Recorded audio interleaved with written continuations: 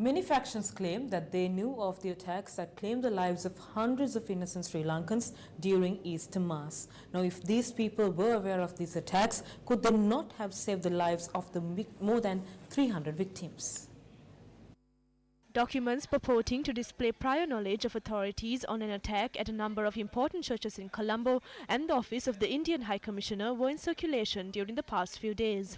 A letter containing these details was sent to the Inspector General of Police by the head of the National Intelligence Unit, Cicero Mendes, on behalf of the Defence Secretary on the 9th of April.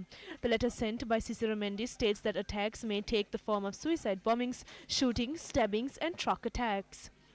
This letter was sent to the Inspector General of Police along with the names of the people suspected of possibly carrying out the attacks. On the same day, the 9th of April, the IGP forwarded this letter to a number of Deputy Inspector Generals of Police. The letter was sent to the senior DIG in charge of the Western Province, the Director of the Terrorist Eradication and Investigations Division, Varuna Jayasundara, Commanding Officer of the Police Special Task Force, MR Latif, and the DIG in charge of the Special Protection Division, Priyalal Dasanayake.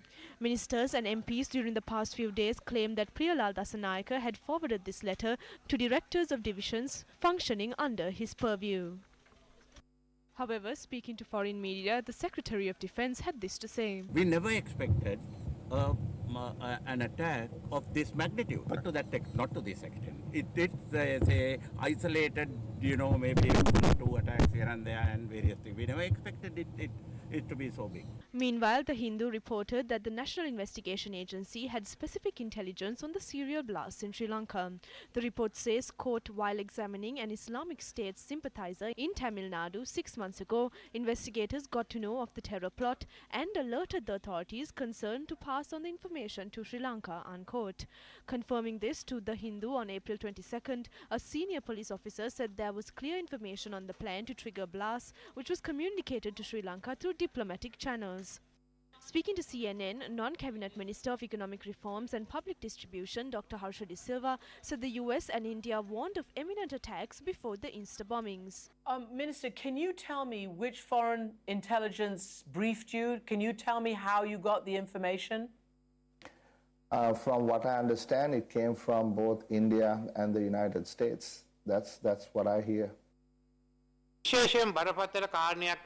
This is a serious issue, and the main concern is that despite having received prior information of this attack, they did not pay sufficient attention to the matter.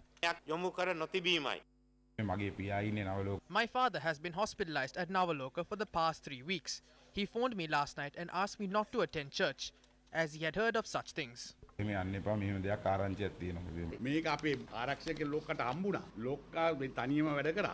Despite such statements and somewhat excuses, does the prevailing facts not indicate that they were aware of the serial bomb attacks?